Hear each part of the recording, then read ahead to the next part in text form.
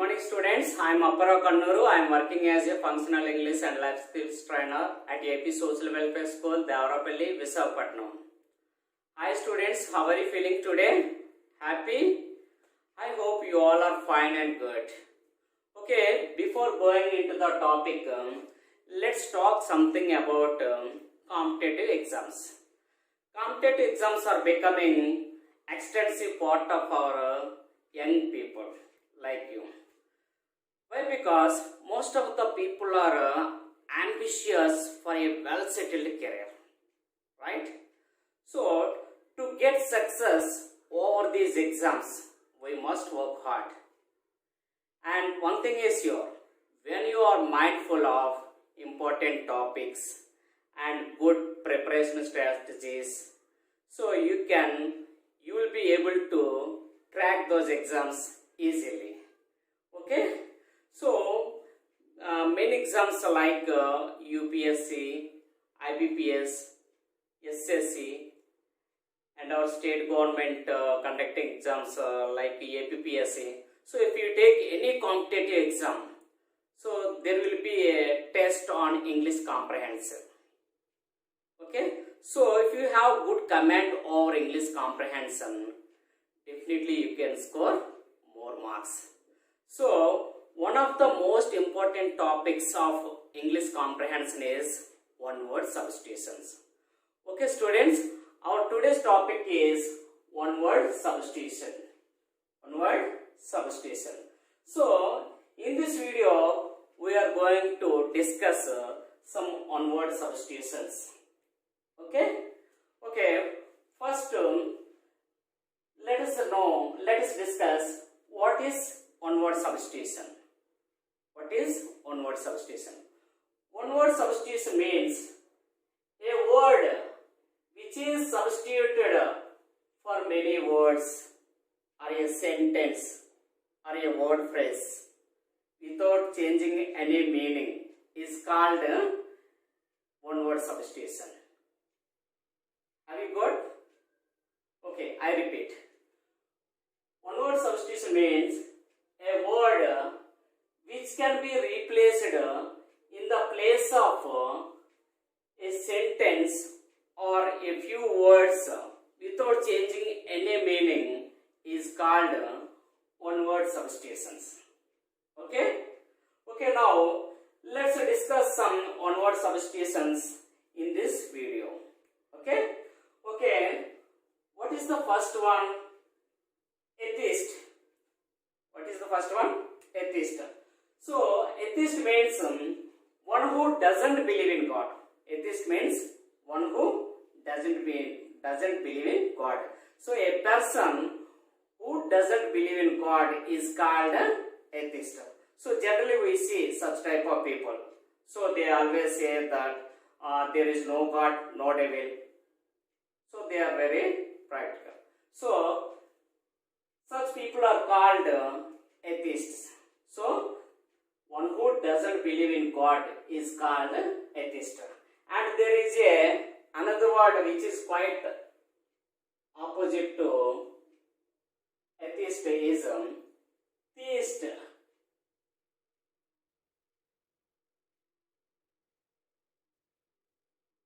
What is the opposite word to atheist? Theist. So atheist means one who doesn't believe in God, but theist means one who believes in God. So most of the people are theists. So they believe in God and they often go to churches, temples and mosques. So like that. So one who believes in God is called theist and one who doesn't believe in God is called atheist. Okay, now let's move to second one. What is the second one? Polyglot. What is the second one? Polyglot. Polyglot means one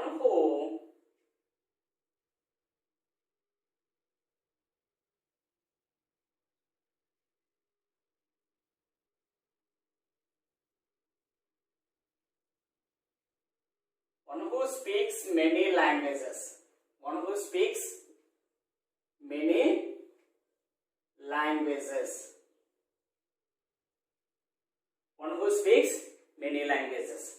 So, if any person speaks only one language, he is called monolingual. If anybody speaks only one language, he is called monolingual.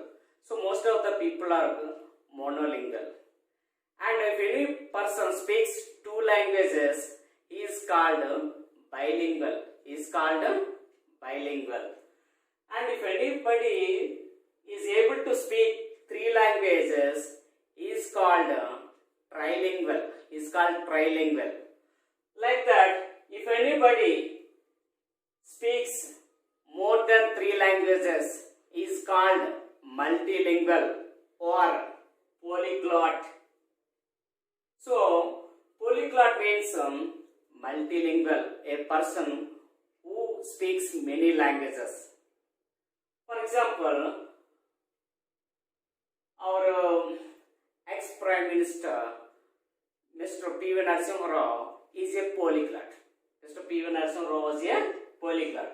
Why? Because he used to speak 17 languages. He used to speak 17 languages. And moreover, our present Vice President, Mr. M. Venkaiah Naidu, he is also a polyglot because he also can speak in many languages. So like that. So polyglot means one who speaks many languages is called a polyglot. Polyglot means multilingual. And let's move on to third one. So what is the third one? Philanthropist. What is the third one? Philanthropist. Philanthropist means a lover of mankind. Philanthropist means a lover of mankind. A lover of mankind.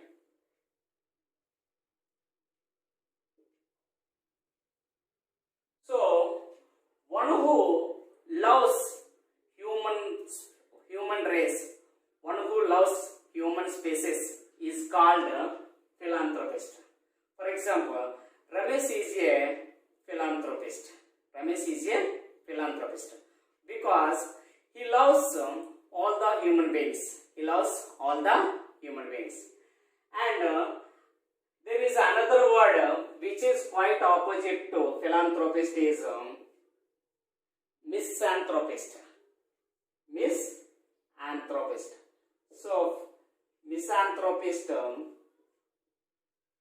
is quite opposite to philanthropist. Philanthropist is a lover of mankind, but misanthropist is a hater of mankind. A hater of mankind. So, misanthropist is a person who hates human people, who hates human race. Okay? Next. And next let's move to fourth one. And what is the fourth one? Ambidextrous. What is the fourth one? Ambidextrous. Ambidextrous is a great quality. Ambidextrous is a great quality of using both hands equally. Both hands equally. So, one who uses his both hands equally is called ambidextrous. For example, ambidextrous means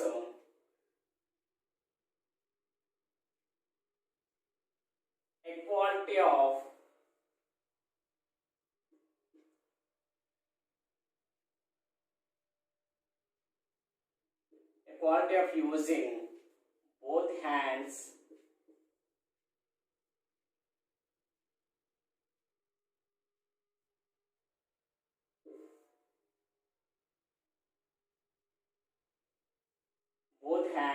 equally. Ambidextrous is a quality of using both hands equally.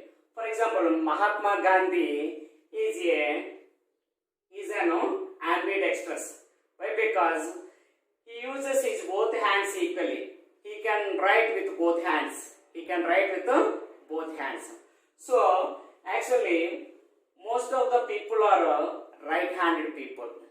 Nearly almost 90% of people are right-handed people. Only 10% of people are left-handed people. But ambidextrous people are below 1%. So it is a very rare quality. Okay. So ambidextrous means a quality of using both hands equally. Next one, let's go move on to fifth one. So it is a cephalogist. What is cephalogist? Have you ever heard this word? Cephalogist is a political strategist. Political strategist.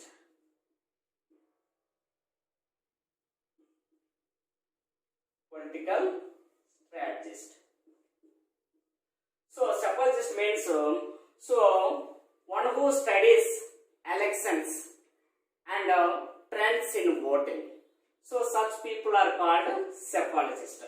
For example, PK Prashant Kishore is a great cephalogist. Actually, he worked for our Prime Minister Narendra Modi, and also he worked for our AP Chief Minister Y. Jagannath Reddy. So Prashant Kishore is a great cephalogist. Okay. Now till now we have discussed about some persons. Now let's discuss about some places.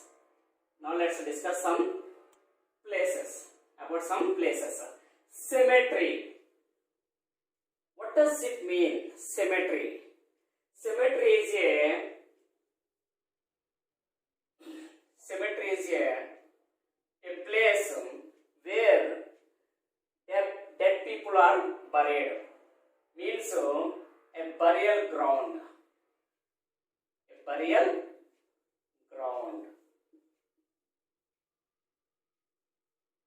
Cemetery is a place where dead people are buried. For example, we can use this word.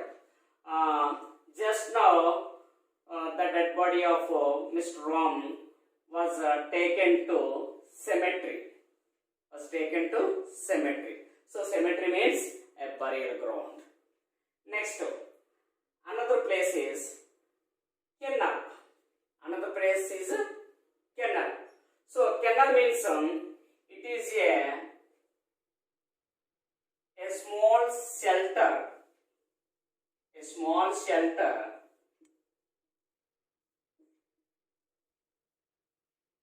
For dog. Small shelter for dogs. So kennel is a place which is a small shelter for dogs. So like this we can discuss some places. And now let's discuss about some systems or some governments. So for example, democracy. What is democracy? So democracy is a system or government, a system of government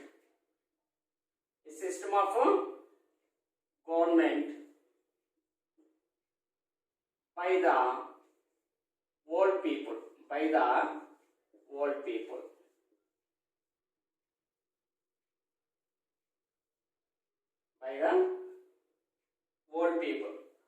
So in the democracy, a system of government by the whole people. So all the people elect some representatives. So those representatives will lead the nation. So this is called democracy. And like democracy, there are some other words are there, like aristocracy. In the aristocracy, so the power is in the hands of aristocrats, means noble people. So in the aristocracy, a noble people will rule the nation. and like that bureaucracy. In the bureaucracy, so bureaucracy is a type of government where state officials will rule the nation. So like that we can discuss some governments. And now let's discuss about some phobias. Let's discuss about some phobias. So here it is a word. It is acrophobia. What is it called? Acrophobia. Acrophobia means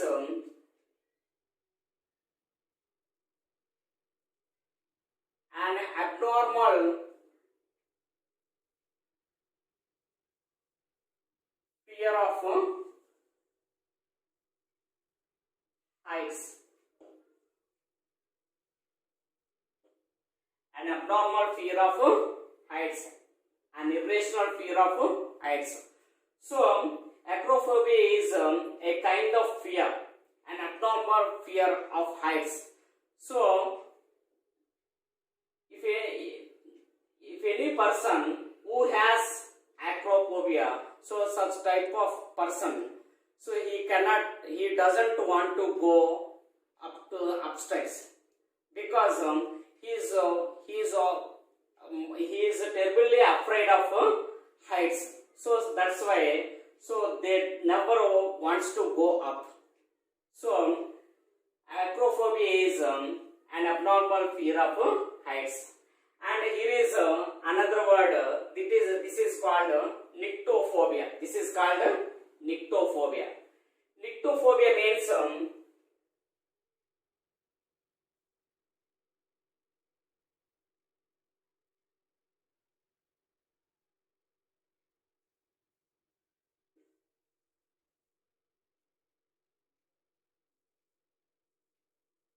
an extreme fear of night or darkness. Nyctophobia means an extreme fear of night or darkness. So generally we see such type of people. So such type of people, they don't want to go outside in the night time. Why? Because they have such a phobia, nyctophobia. Nyctophobia means an extreme fear of nights. Okay, students. So in this video, we have learnt some onward substitutions. So, okay, students, I hope you have understood all these onward substitutions very well. Okay.